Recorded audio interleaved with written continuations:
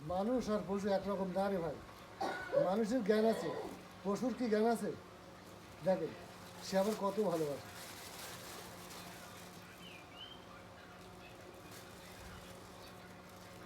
চুমু দাও, একটা চুমু, একটা চুমু দাও মালিক, একটা চুমু। দেখলেন ভাই?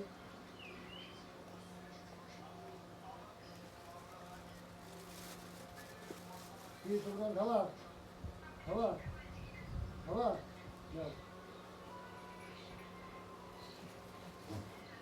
নাও।